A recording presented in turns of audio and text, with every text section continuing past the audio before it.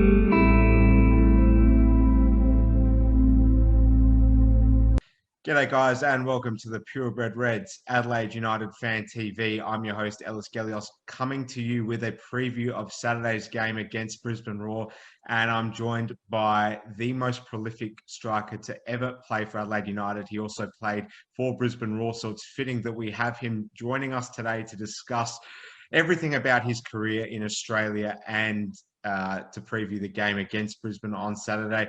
I am absolutely honoured to say that I'm joined by Sergio Van Dijk. Sergio, welcome to the show. Hi, Alice. Thank you. Thank you for inviting me, and I'm happy to join you. Sergio Van Dijk coming to us from Holland. Before we get into things, Sergio, why don't you just tell us how you're getting on over there back in the country of your birth? Obviously, it's not an ideal time for anyone at the moment. You keep very active on the football scene as well. Is everything safe over there for you and your family at the moment? And are you doing well since you were last in Australia? Yeah, everything over here is a little bit, how can you say it? Uh, uh, there's a semi-lockdown at the moment over here. So people have to stay inside as much as they can. They can do the necessary stuff. Yeah, at the moment, it's not a great situation here in Europe. I think over there it's much better in Australia. But hopefully soon with the vaccine, everything will be better. At the moment, yeah, I'm happy to see that my loved ones and family are in good health, and I guess that's the most important thing nowadays. And yeah, I've been in Australia the last time. 2000 no, even 2020 I was there in March, so I went there in 2019 October. So I try to take any excuse to go to Australia, but now there's no possibility. Yes, yes. We'll have to wait a little while longer before you can come over again.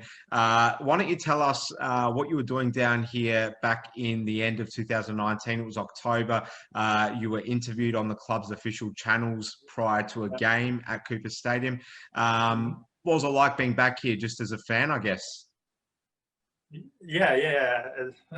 Before I was a player, now a fan, and I still am, and I would like to be an active fan as well in the stadium, maybe one day.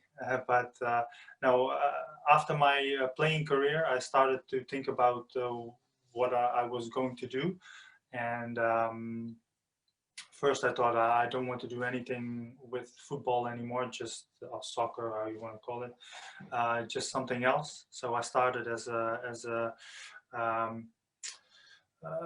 I started to work for a lawyer in personal damages or liabilities, but that wasn't really my thing.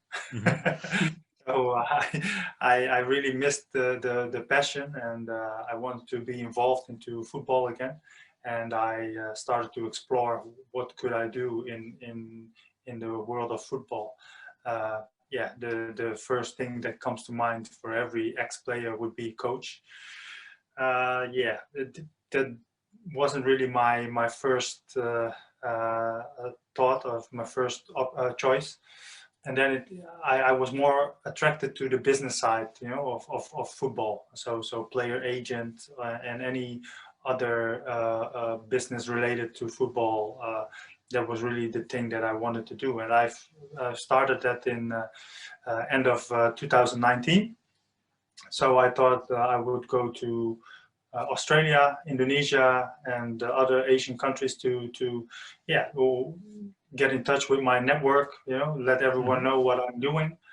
And so that was the intention that I had back then. And I did it again in March 2020 as well, to go to Australia and Indonesia again, because yeah, that's what you need to do if you are a football agent and into this business. Yes, yes. Well, it's a fascinatingly large industry that we have, the football sector, and we're going to talk a lot more about what you're getting up to right now, particularly given that there's plenty of good young talent back in the city of Churches where you played and very much shone as a player that you might want to keep a close eye on when everything gets back to normal, Sergio. But before any of that, we've got a lot to unpack here. So we'll jump into the preview. So it's an 8:45 kickoff on Saturday at Dolphin Stadium in Brisbane. As always, you can catch the action live on Fox Sports and the KO Sports app. We've got no squads at the time of filming, so let's dive straight into it, Sergio. The game against Melbourne Victory. 1-0 win. You said you saw Mohamed Toure score the winning goal. As you do, keep in touch with the team, which we love to hear club legends who are based overseas still following the team. It's a fantastic thing and something we should treasure. Now, the game against Melbourne Victory on Saturday night, and didn't you feature in some classic blockbusters against Melbourne in your time here? But we'll jump into that a little later on. Mohamed Toure scored the winning goal. Now, I want to ask you, Sergio, why don't you take us back to the first big goal you scored in your career, and how best should a young player stay focused after getting into the limelight at such a young age, all the media attention? We know that Carl Viet came out as well and said that Mohamed Toure is one of the best young players he has seen. That's a lot for a young person to take on board when they're not exactly as mature as we'd like them to be at this stage. How should he, when you reflect back on your career, maintain his feet on the ground and stay humble and stay focused? Yeah, I think for a player of his age, it's just keep working hard, but also you need time to experience everything, and you can't take a shortcut or whatever to learn what you need to learn. So I guess he should just keep doing what he is doing. Listen to what the coaches have to say, or the experienced players in his team, and year by year, or even week by week, month by month, he will experience new things, and he has to adapt to all these kind of situations. Carl is obviously saying he's a good player, and he is, but he also still has a lot to learn. I'm impressed with his physical appearance and also the way he uses his body on the pitch. But yeah, at the start of a young career, and it's always, not easy, but I wanted to say it's people don't have expectations yet. Everything you do is perfect, is well done, but after a while you set your own standard, and that will become the minimum you have to perform. And I think that's going to be for a lot of young players, and I have experienced it myself, but also other players that are bigger in the European top leagues experience it as well. When people expect different things from you, it's going to be a little bit harder than it is at the moment for him now. Absolutely. You started your career at Groningen, a very big club in Holland. We've seen players like Luis Suarez, another striker, develop there. And, it is a big club in the Eredivisie.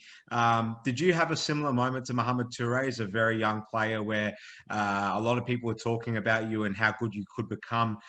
Did you have one of these moments in your careers where you really had to just stay focused, keep your feet on the ground, and not get caught up in all the newspaper headlines? Of course. It was not similar, but some kind of. I signed my contract as a big talent together with Arjen Robben at that stage, and everyone has a plan for the future in their head, and I had the same plan as that he had, but he went there, and I went a different way. And it's a way of also what I said, experiencing what is your pathway, what do you need to do, what do you need to improve. And football is not always about what you can do. It's also about confidence, but it's also about a coach that really likes you, that lets you play. And if you have another coach that comes in and has a different vision, then things can change quickly. So it's not as easy as it looks like, and it's never a straight line to the top. It's going up and down, and now it's going up. But he has to be prepared for anything else in the future as well. Very wise words. Stefan Mork is the captain of the team. Like yourself, he's also a former Brisbane Roar player. He missed the past two games against Perth and Melbourne. Serge, do you think our midfield can squeeze out another good performance without Stefan Mork on Saturday night against Brisbane Roar? Or do we need to rush him back into the team? Yeah. No, I think, if you have a look at the midfielders in the team and what they have available with the likes of Lopez, what was his name? Javi Lopez, yeah. Well, Javi Lopez, Darigo, all these players already have been there and done it. So I'm not too worried that the midfield without Mok is going to be that much different. Of course, he's an important player of the team and he can add something extra with his qualities. But I think Adelaide shouldn't be afraid of losing too much without Stefan Mok. And you still have Nathan Constantopoulos who's available. So I think there's and some young kids. So if you look at the squad of Adelaide United at the moment, I think they are pretty good with all the positions covered at the moment. Beautiful, so well said, and it's worth noting as well that both Nathan Constantopoulos, who you mentioned, and Joe Coletti are also former Brisbane Roar players. So there's a lot of history between both these clubs. Now, our current manager, Carl Viet, you never played with him, but he was around the club as a specialist coach during your first stint at Adelaide. He's now progressing very, very well as the head coach of the club. As a club legend, are you happy with the overall direction that the club looks to be heading in at the moment? Yes, I think so. And even though these times are very difficult for everyone, not only in the football business, but also all the people in the whole world can see the downside of the pandemic. But I have the feeling that, especially now in Australia, that the local coaches get a chance now at the moment, and they have a chance to develop. They can do it week in, week out, and I think that's for the Australian football and their future. It's a great opportunity to maybe get one really good coach that can maybe coach in Europe as well. That's from Australia. So that's the upside of this whole story. At the moment, I also think that Adelaide United is really active also on social media and have a lot of positive news coming out. And I think the way Adelaide United is showing themselves to the outside world, I think they are doing very well. Also with the new signings like Juric and Lopez, as we said before. I think the way that Adelaide is heading is really positive. Don't we love to hear that coming from a club legend like yourself? Now, let's discuss your former club, Brisbane. They've gone through a lot of changes structurally, as well as in regards to their playing roster in recent seasons. We've seen Robbie Fowler come in and out, and now we have a local coach, Warren Moon. Can they challenge for the A-League this season, in your opinion? I have to say the A-League is always full of surprises, So to say okay, they are a contender for winning the league, it could be, but it also could be the opposite. And I think that's for many teams like this, especially now we have just started the league for how many? Just 4 weeks, I think. Yep. So there's still a lot of things to change, and during the season. Depending on the performances, teams will pick up their confidence or not, and that can mean more than what type of players, of how good the quality of the players is in your squad. So I think it's still too early to say, okay, which team is going to be is a contender for winning the league. In my opinion, I think Adelaide United has a good chance, but that's maybe a little bit out of emotion. Here's to hoping. So Sergio, wrap up the preview. I just need your prediction for the game. Who wins? I think Adelaide United wins. I think the score will be 1 for Brisbane and 2 for Adelaide United. Nice little snatch and grab in Brisbane, which you Yeah. experienced plenty of times during your career as well. Brilliant stuff, Sergio. We're going to get into your biographical career, learning a little bit more about the past from what was one of the fantastic eras in this club, the 2010-11 season. You came in as the number 9 in that season and obviously lit up the league. And even though it was a decade ago now, it still feels like yesterday for many of the older fans, no doubt about it. But I want to take you all the way back to the very beginning. Now, you are aptly named after the famous Brazilian striker Serginho Chulapa. Yes. Tell us about your introduction to football and growing up in Holland and your junior playing days. First of all, in Holland, all the kids will start playing football. So, it's very easy to get introduced to football. But my dad was also a talented football player.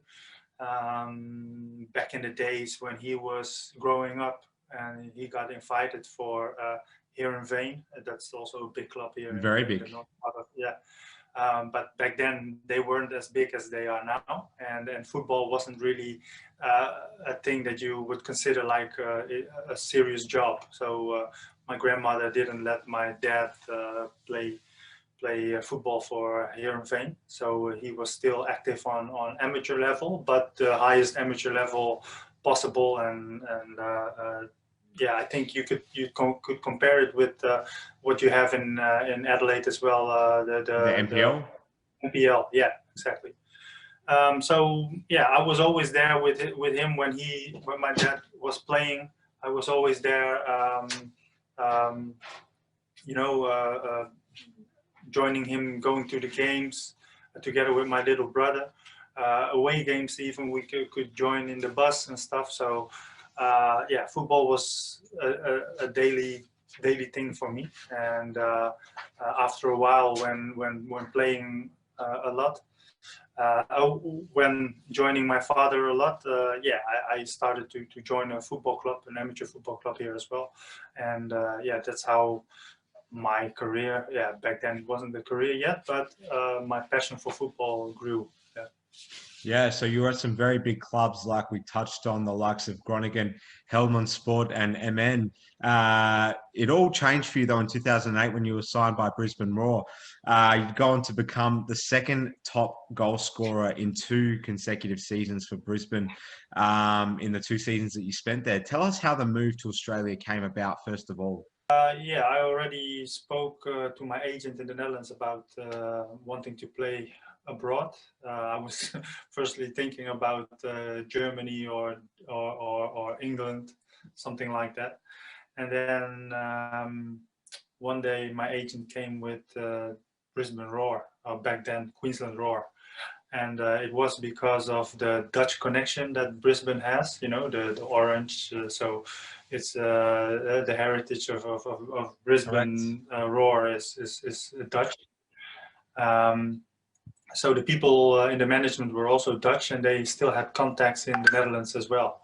And that's how my agent got in touch with the people involved in Brisbane Roar. And yeah, that was the link, and that's how I got to the Roar on a trial first. The day that I heard about Brisbane Roar was interested in me coming over for a trial. I really straight away thought, I had the feeling like this is the choice that I have to take, the option. And when I was there, everything went great, and I had some competitors as well that were on trial, a couple of Brazilian players, but in the end I stayed. So it was a bit lucky, but I really had a good time over there to show myself. Yeah, absolutely. You did. You played under Frank Farina and under Ange Postecoglou for a small number of games. You seemed to adjust to the A-League very well, showcased by your ability to score goals from headers, free kicks, and long-range efforts. What did you put your success down to, and was it a happy dressing room at Brisbane? Yeah, it was a happy dressing room. We had a lot of fun together, and I really liked the style of Australia. It fits. It suits me perfectly, the way the direct play, the high work rate, the intensity, that's what really suits me to highlight my qualities. And I think out of all the years that I've played, I think I've enjoyed Australia the most, professionally wise. Yeah. Brilliant, brilliant. And just before we get into the Adelaide United move, I first want to ask you what is perhaps a difficult question. If you stayed at Brisbane instead of coming here, you would have been the focal point of the most scintillating and stylish team to have ever played in the A-League under Ange Postecoglou. Did you ever regret leaving Brisbane to come here in 2010? No, I didn't regret my choice, and I still don't regret my choice, because I think you make choices for a reason. And at that stage, I was going to Adelaide first for the Champions League period. So I was supposed to talk to Brisbane again about an extension of my contract and then stay there. But I just had such a great time with the Adelaide United team, with the likes of Marcos Flores, Travis Dodd, Matthew Leckie, Adam Hughes, many others as well, Casio. And I decided to stay because I felt that I was at the right place. Beautiful. So let's get into it all then. It was a huge signing for us, Sergio, and I do want to emphasize this point because I think it was pretty much the last time that this kind of thing would happen, where a top goal scorer in great form would actually secure a move internally from one A-League club to Adelaide United.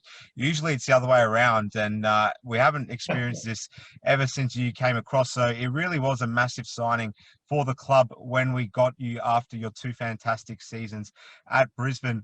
It was an amazing season though, 2010-11.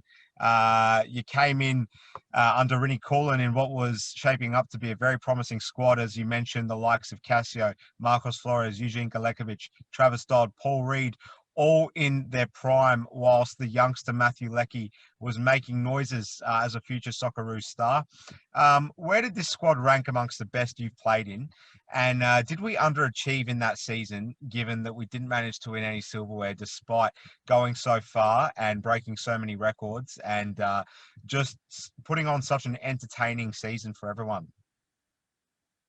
Yeah, I think for me it was one of the best years of my career. Just the total, the way I look at it.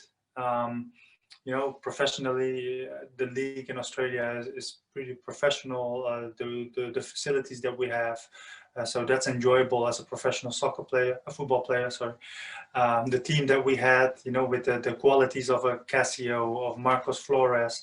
My connection with Marcos Flores was, I think, the best that I've had in my whole career with the number 10. I mean, yeah, you have to work as a tandem and you have to understand each other. And we understood each other after 1 week. So, and we still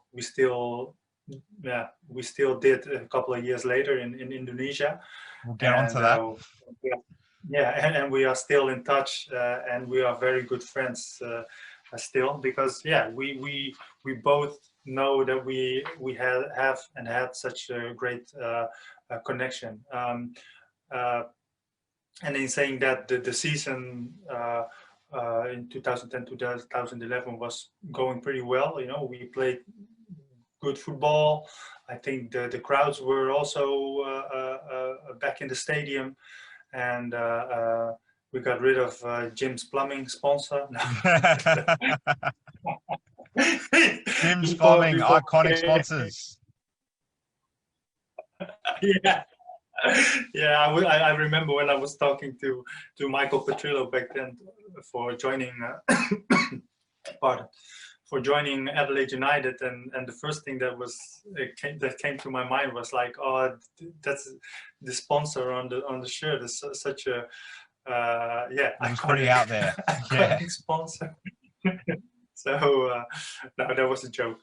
No, so that season was one of the best seasons that I've enjoyed, that I've had, and really enjoyed, because also I became top scorer of the league, um, winning the Golden Boot. So all those things together, made it one of the most enjoyable seasons of my whole career. Yeah. Brilliant stuff. It was an amazing season, like we know. There were so many highlights. Obviously, the 7-1 record-breaking win against North Queensland Fury, just one of them. Yeah. But it would be remiss of me not to address the famous 4-1 win over Melbourne Victory in Melbourne in early 2011. Sergio, this was such a special game because of the fact that they are our main rival, and it had been something like 11 games since we'd last beaten them. No one really expected us to go over there and do what we did. I want you to take us back. Obviously, an incredible performance, and the free kick you scored is something that we'll always have in the back of our minds as supporters, looking back on some of the greatest moments this club has ever experienced. Take us back to that very moment, though, when you hit that ball. What was going through your mind, because it was a perfect free kick? Sometimes you just feel that things can happen, and then especially leading up to that game, there was a lot of talk of that Adelaide United hadn't won for so many games, and the biggest rival, and to be honest, we were pretty confident that we were going to get a result over there, because we were doing so well that season. And I remember also during the game, you could feel that there was that we really had a chance, that we were playing good, that we were stronger, we were scoring goals. I think Marcos Flores scored the first goal, if I'm not wrong. It was a header, yep. And so you could feel how the win for us was in the air, and then sometimes it's the right moment, the right place, and maybe even the right wind from behind when I hit the ball, and it just went in top corner, and for that moment it was just perfect. So I was also surprised, as you can see on the video, that it went in. So yeah. You took one downstairs as well. It was a great moment. One of my best goals. Yeah, no question about it. For the fourth goal, you took one downstairs from the goalkeeper, Michael Petkovic. Was that one of the stranger moments you've endured as a player? Yeah, I think so, because I saw the ball going towards goal, and I saw Petkovic coming out of from the line as well, and I thought, oh, this is going to be a hard smack with him. So I just thought, like, or I can score another goal, or I pull out of the challenge. And I thought about the first one, because another goal to become top scorer, you have to take some risk. And luckily he only hit me downstairs, and that was it. But I just got a touch with my toes, and luckily the ball went in, and it was another goal for me. And it was one of the strangest goals in my career as well. So the opposites in one game. I've got to say, it was really one of the peak moments of my life as a football fan growing up, watching that game. And you were all heroes that day. There's no question about it. Now, Sergio, you finished top scorer in the league after this incredible season. Marcos Flores, your good friend, won the Johnny Warren medal too. But unfortunately for everyone, that was when the good times really came to an end, with the following season being a bit of a disaster under Coolin and then John Cosmina, who later came in December of 2011. Would you put it down to all the players that we lost at the end of that season, particularly Dodd and Flores, for the struggles that we then had? Because it just didn't seem to add up as to why, with such a fantastic season, we were unable to back it all up the following year. Yeah, I think so. If you take some important players out of the team that was doing very well, you have to cover that with the new ones. And if that doesn't feel the right way, or the performance can be totally different. And as I said, the connection that I had with Marcos Flores, I was devastated that he left. You know, that I thought like, okay, this could be the start of something really big, you know, for the future of Adelaide United. And unfortunately, it ended like that. But yeah, I guess that's also football, and you have to keep going. Yes, it was unfortunate that it all ended the way it did. Now, your time at the club, unfortunately, Sergio, came to an end for the first time round in 2013. It seemed you were not content with having your family so far away at the time. You got your move to Indonesia in 2013. Was it a sad time to leave the club? I imagine so, Sergio. Yeah, I think so. You know, it was, you know, it was a combination of all these things together. The bad performance, um, I think also a different vision of how things should have gone during the season with the coach Cosmina. I've been in the stands a couple of times, but I really, yeah, as a footballer, you don't like to be a substitute.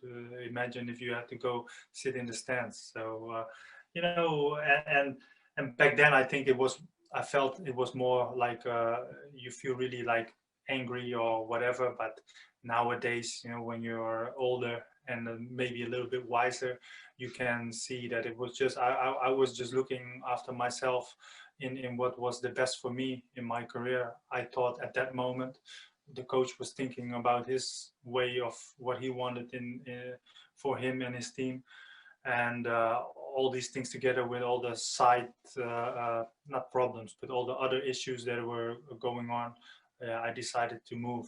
If it was the right choice, maybe if I stayed, things would be different.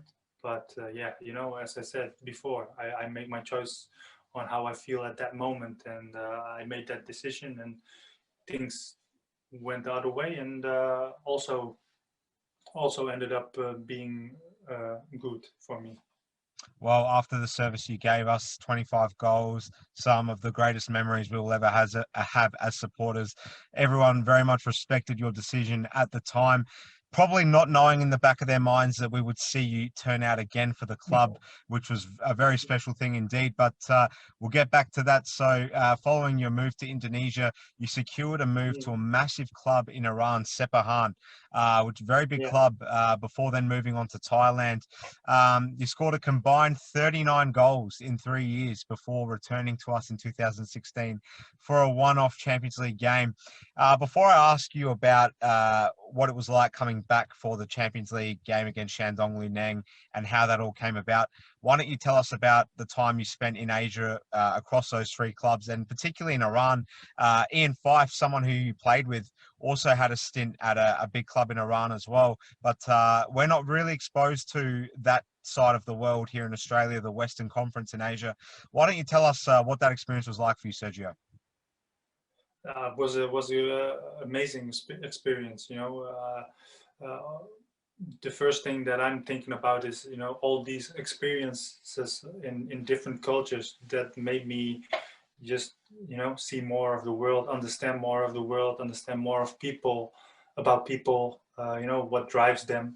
And I think that's the special thing about my football career, and what I really, yeah, I can say I'm blessed that I had the opportunity to do these kind of things. Yeah, you know, football in all these other cultures can be totally different than how you play in, for example, Australia or the Netherlands. But in the end, I think I managed to do it successfully, and not I don't mean like that I was always playing or being at my best, but I could I was always getting into these cultures, the style of the club, the ways the people worked over there, and I always enjoyed my time. So in a way, I think I was successful in that way, even though Iran was one of the toughest leagues that I've played in.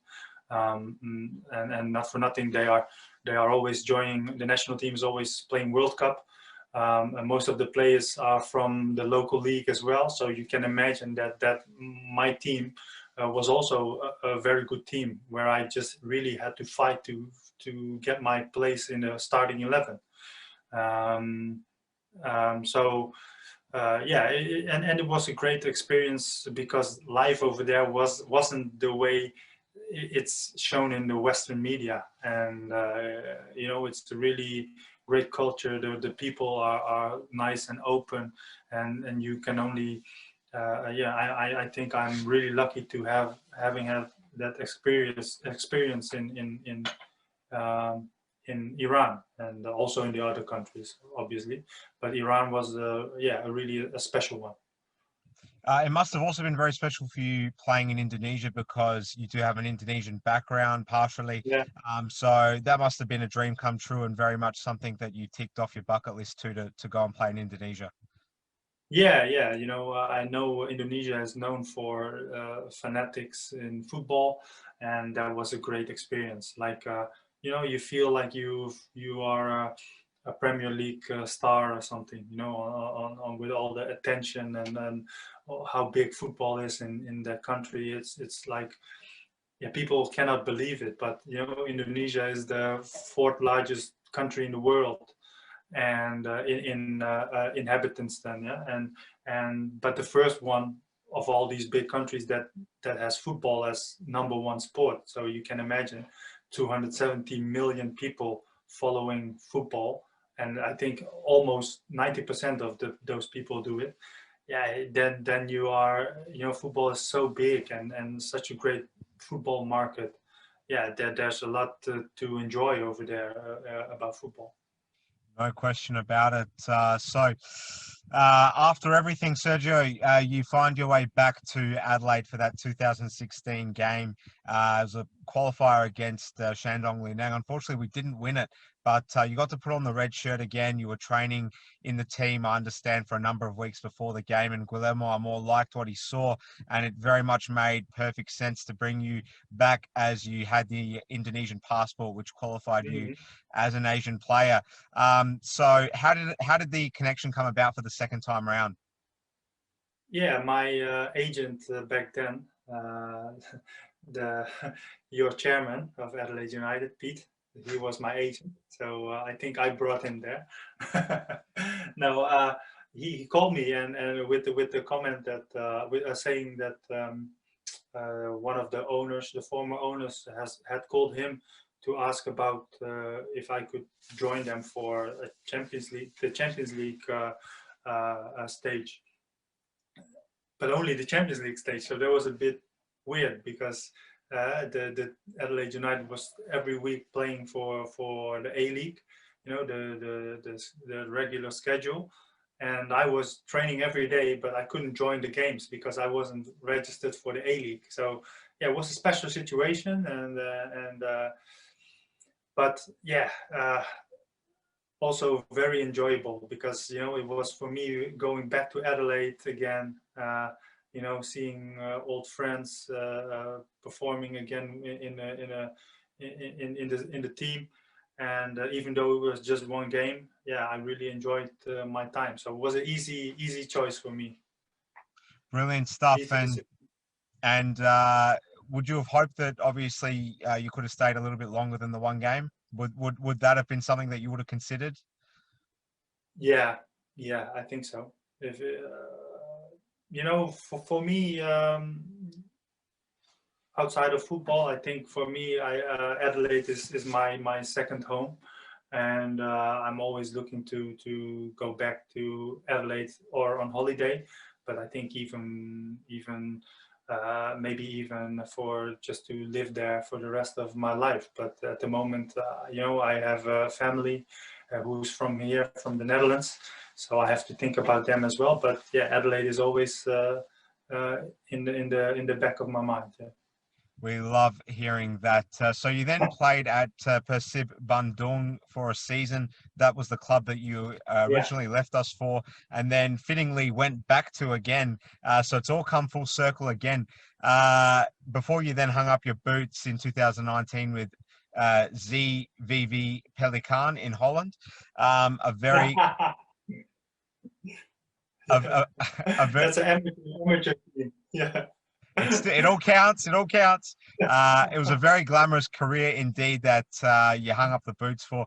Let's just briefly discuss your international career as well. 6 games and a goal for Indonesia. Must have been a great honor representing the country of your ancestry, Sergio. Yes, it was. Especially the World Cup qualification games against Saudi Arabia in front of 80,000 people, the friendly against the Netherlands as well, in front of 90,000 people and fans cheering for the Netherlands. That was also a bit weird, but okay. So these experiences are these kind of things you dream of as when you are a kid. And obviously I was dreaming to be in orange, but yeah, I just changed the side to the red team, but it was still enjoyable. And it was a great experience, but unfortunately at that time there was also a period where the Indonesian FA was suspended. Mm-hmm. So I only played 6 games in the end, and it could have been more if they weren't suspended. Were you ever, or from what you know, were you ever considered for one of the youth teams for Holland? We know obviously Van Dijk is a very, very, very strong last name in a football sense, particularly right now in the country of your birth there in Holland. Were you ever looked at for one of those junior teams? Because we know, particularly in the last sort of decade, that Holland has struggled to produce top level strikers for the national team. Yeah, I was when I was like 14, 15 years old. I was also top scorer of the youth league, and but yeah, back then I think I wasn't good enough yet. So. So yeah, I had to make a choice afterwards, and I chose for Indonesia. It all worked out in the end, Sergio. So let's fast forward to today. You've touched on the fact that you are now working as a football agent and dabbling in many other football streams as well, where you are currently based, which is the country of your birth, Holland. Tell us how it's all going. Yeah, it's a little bit difficult. I just started before the pandemic, so it's not the best time to start a company, but I've joined a larger company as well, so we can be stronger together. And everything is going well. You have to stay positive at this time with all the things that are going on. It's difficult. The market is, clubs are really thinking about when they want to spend money, they think twice before they spend money. So it's harder to bring players to clubs. But as I said, I stay positive. I'm confident that I can do something, and especially with my network in Australia and Southeast Asia. I have something special in hand what people or players or clubs from Europe would like to go to as well. So yeah, I'm confident that things will pick up. Well, Sergio, it's been an absolute privilege interviewing you. One of the genuine legends of the club. We don't have many of them to celebrate, and in our short history, and you are most certainly one of them. We wish you all the very best in all your future endeavours in Holland, and we very much look forward to the day where you can travel back to Australia and join us back in the cauldron that is Cooper Stadium. All the best. Yeah. Thank you. Thanks for your time, and I hope to see you soon in Adelaide. Thanks for watching, guys.